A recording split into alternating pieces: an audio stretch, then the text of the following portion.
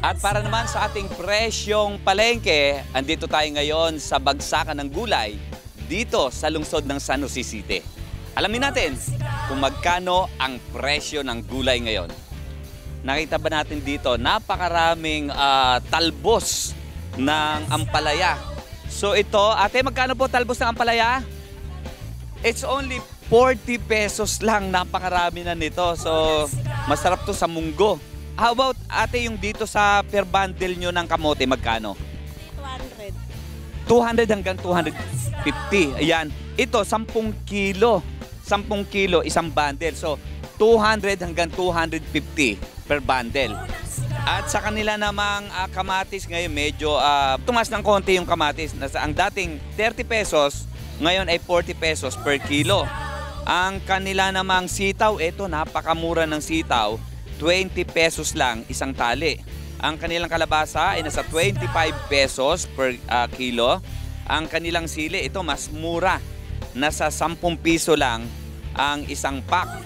Ang kalamansi, nasa 50 pesos per kilo. So yung kalahati nito is 25 pesos. Ang talong, nasa 120 lang isang bundle. Napakarami nito. Kaya kung magasakwan, dati-rate, ang isang piraso ng talong ay nasa 20 pesos, pero ito per bundle na 120 pesos. At sa presyo naman ng sibuyas, nasa 600 pesos isang burike, 10 kilo ang laman nito. Sa bawang ay 620 isang bag, nasa 6 at kalahati ang laman nito. At dito naman yung talong nga, magkano dito ate yung talong na ganito? Magkano yan? Ito po isang bundle. Ilang kilo? Ilang kilo yan? 10 kilos po.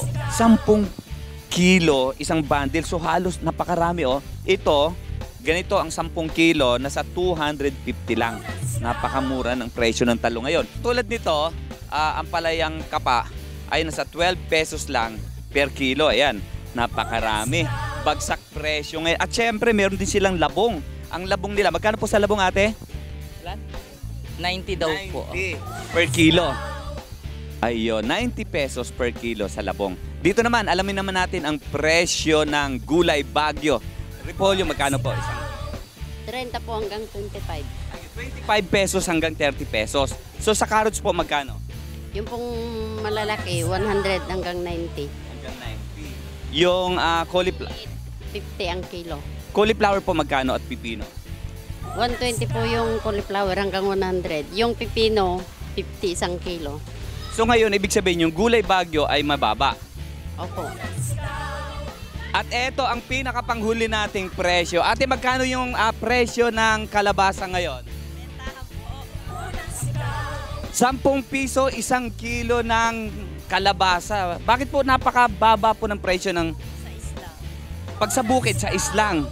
Grabe. Bakit po napakababa ang presyo ng kalabasa ngayon? Ito pong maraming supply. Ayun. So, isipin mo, bagsak presyo nga ang gulay dito sa San Jose City ngayon. Gaya nito, kapag dito mo bibilhin, 10 piso isang kilo. Pero pag sa bukid mo bibilhin, 6 pesos lang ang presyo ng kalabasa. At yan ang ating presyong palengke kasama si Angel Mar Bumanlag at si Jeremy Ramos. Smile Supetron III para sa Balitang Unang Sigaw.